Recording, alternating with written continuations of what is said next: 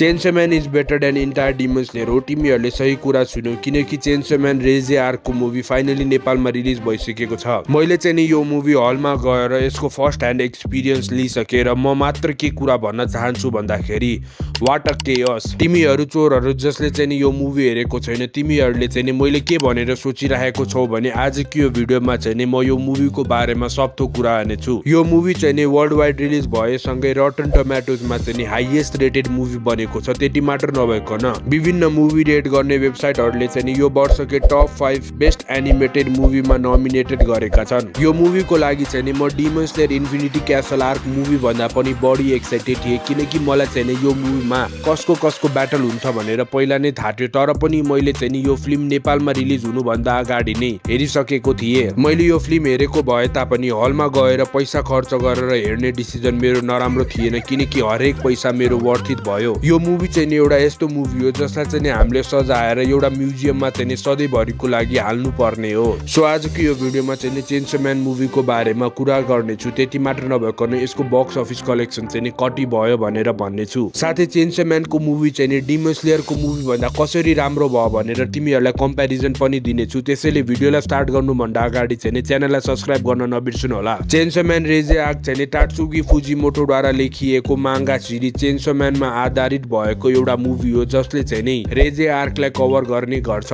Movie चाहिँ नि रेजे नामको एकजना केटी वरिपरि रिभल्भ गर्ने गर्छ, जो चाहिँ नि सोभियत युनियनको एउटा सोल्जर्स हो र उसले चाहिँ नि आफूले इच्छा अनुसार आफ्नो बडी पार्टलाई चाहिँ नि बममा कन्भर्ट गर्न सक्छ। चेन्सो म्यान अर्थात् पोचिटाको हट लिनको लागि भनेर चाहिँ नि रेजेले डेन्जीले आफ्नो मायाको जालमा पठाउँछ, तर डेन्जी चाहिँ नि बोका भएको कारणले गर्दा रेजेले भनेको कुरा चाहिँ नि सबै उसले मान्छ। स्टोरीको बेसिक प्रिमाइस चाहिँ नि यही नै हो र मलाई चाहिँ नि पर्सनली राम्रो लागेको कुरा के हो भन्दाखेरि यसले चाहिँ नि स्टोरीलाई बिस्तारै डेभलप गर्दै गएको छ, जसमाथि चाहिँ नि एक्सेप्सनल एनिमेसन साउन्ड डिजाइनले चाहिँ नि यो मुभीलाई धेरै नै राम्रो बनाउने गर्छ। मुभी चाहिँ नि मापाले बनाएको कारणले गर्दा चाहिँ नि इन्डस्ट्रीकै टप एनिमेटरहरूलाई चाहिँ नि उनीहरूले काम गराएका छन्, जुन चाहिँ नि हामीले मुभी इटसेल्फमा नै हेर्न सक्छौँ, किनकि यसको एनिमेसन र डाइनामिक फाइटिङ स्टाइलले म मात्र नभइकन सबैजना फ्यानहरूलाई चाहिँ नि चकित बनाएका छन्। जसको माथि चाहिँ नि यसको कलर्स, जसले चाहिँ नि मुभीलाई छुट्टै नै फिलिङ दिने गर्छ। यो मुभीको अर्को राम्रो लाग्ने कुरा चाहिँ नि कलर्स हो, जसले चाहिँ नि सिनलाई आफैमा नै राम्रो र डाइभर्स बनाउने गर्छ। त्यति मात्र नभइकन एनिमेटरहरूले चाहिँ नि हरेक फाइट सिनमा कलरहरू यसरी युज गरेका छन् कि तिमीहरूले हरेक फ्रेमलाई चाहिँ नि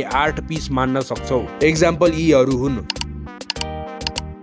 मुभीको डाइरेक्टर टात्सुया योसिहाराले चाहिँ नि मुभीमा सिनेम्याटिक शटहरू हालेका छन्। त्यति मात्र नभइकन मुभीलाई चाहिँ नि भिजुअली राम्रो बनाउन खोजेका छन्, जसको तारिफ चाहिँ नि हामीले फ्यान र क्रिटिक्सहरूबाट सुन्न सक्छौँ। अब चाहिँ नि यसको बक्स अफिस कलेक्सनको बारेमा कुरा गरौँ, जसमा यो मुभीले चाहिँ नि रिलिज भएदेखि अहिलेसम्म $108 मिलियन को कमाइ गरेको छ, जुन चाहिँ नि इटसेल्फमा कुनै पनि एनिमे मुभीको लागि धेरै नै ठुलो कुरा हो। नेपालमा पनि यो मुभी रिलिज भएको कारणले गर्दा चाहिँ नि म फ्यानहरूलाई रिक्वेस्ट गर्छु कि तिमीहरूले यो मुभी हेर्न जाऊ, किनकि मुभीहरूलाई चाहिँ नि रिलिज भएको बेलामा राम्रो रेस्पोन्स पाएन भने उनीहरूले पछि गएर फ्युचरमा नयाँ मुभीहरू रिलिज गर्दैनन्।